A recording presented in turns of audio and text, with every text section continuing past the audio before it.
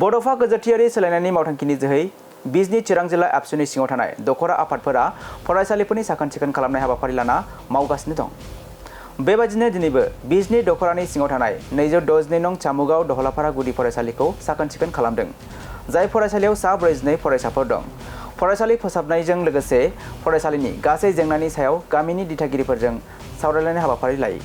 फरायसालिनि गाहाय जेंना फोरोंगिरिफोरनि गोनांथिखौ माबोरै सुस्रांनो हायो बेखौ बिथा खालामनानै बिजनी दख'रा एबसु चिरां जिल्ला एबसु गामिनि दिथागिरिफोर एसएमसि आरो फोरोंगिरि जथायै सावरायनाय बाहागो लायो।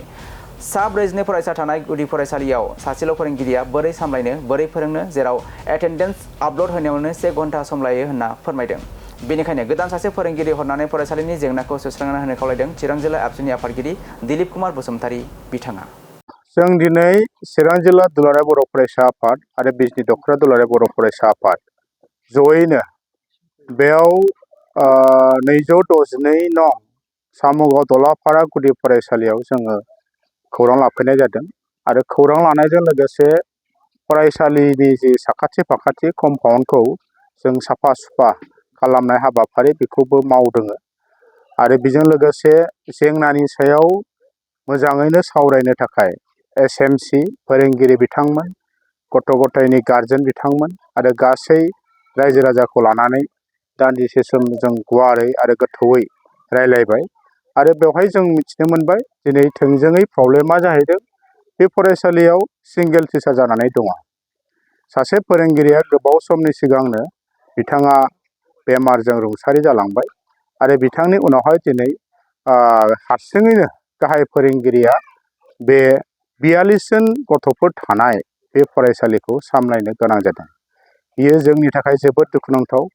दिनैनि बे मुलुगाव सोलोंथाइखौनो जों बयबो गुदि हमनानै मानसिया जिउ खांनायनि बाथ्रा, न'खर समाज फोसाबनायनि बाथ्रा, हारि जौगानायनि बाथ्रा, हादोरखौ जों दाफुंनायनि बाथ्राखौ जों सिन्था खालामो आरो जोंनि बे डेम'क्रेसि हादराव थानाय जोंनि सरकार जोंनि संबिधाननि जे अधिकार बेहायबो सोलोंथाइखौनो जोङो गुदियाव दोननानै दिनै देश दानायनि बाथ्राया दिनै दङ।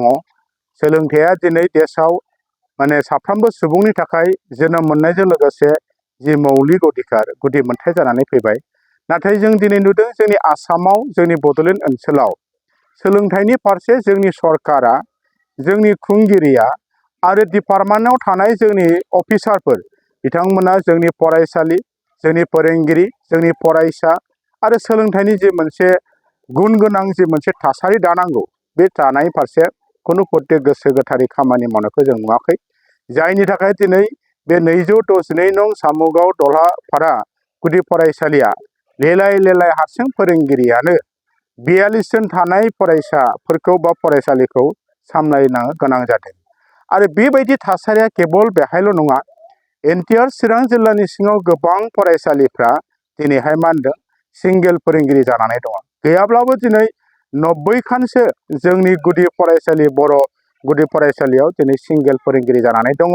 बे मोनसे गिदिर जोंनि थाखाय जेंना आरो बेजों लोगोसे सरकारा दिनै सोलोंथाइखौ फरायसालिखौ फोरोंगिरिखौ बिथांमोननि जि मोनसे मान मर्यादा बा फरायसालिनि सोलोंथाइनि जि मोनसे परिबेस बिनि सायाव गोसो गोरबोजों गुरुत्व होनानै खामानि मावैनि थाखायनो जोंनि फोरोंगिरिफोरखौ सरकारि हाबाफारियाव गुबुन गुबुन समाव गुबुन गुबुन रोखोमै सोलोंथाइनिफ्राय दानख्लेंनानै सरकारिनि गुबुन खामानियाव बाहायदों।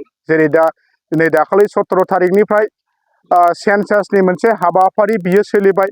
जों नुबाय चिरां जिल्लायाव सेन्सासावबो गासै 100आव 100% खामानि मावग्राफ्रा फोरोंगिरि गोजा। आरोबाव मेक्सिमाम जोंनि LP school ME school high school higher secondary लेभेलनि फोरोंगिरि बिथांमोना दिनै सेन्सासनि खामानि मावनो गोनां जादों आरो दिनै सरकारनि अर्डार फैनायखाय साफ्रोमबो फोरोंगिरिया बे अर्डारखौ नाखस खालामनो हायाखै।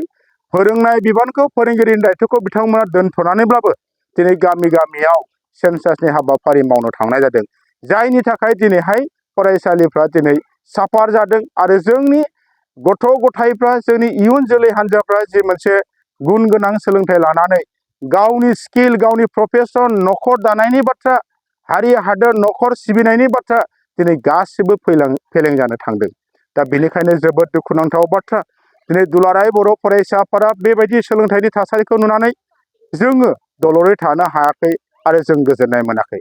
बेनिखायनो दिनै बे फरायसालिनिफ्राय जोंनि खुंथायाव थानाय जोंनि सरकारि जोंनि माने आसाम गभर्नमेन्टनि डक्टर हिमन्त बिश्व शर्मा, सोलोंथाइ बिफाननि मिनिस्टार डक्टर रनज पेगु, जोंनि नखरनि काउन्सिल हाग्रामा महिलारि बिथांमोननिसिम जों गोख्रोङै खावलायदों इमिडियेट गाबोननि गेजेरावनो बे दलापारा गुदि फरायसालियाव आरोबाव नांगौ जखानि फोरोंगिरि बिथांमोना थिसनबावनांगौ आरो बिनि थाखाय जोंनि बिअ डिअ आइएस डिपार्टमेन्टआव थानाय आरो जोंनि जि प्रशासन सिभिल प्रशासन बिथांमोनाबो गुरुत्त सहकारे बे जेंनाखौ बोस्रांनो थाखाय दायित्व लानांगौ। नङाब्ला दुलाराय बर' फरायसाफोरा जों दलरै थानाय नङा।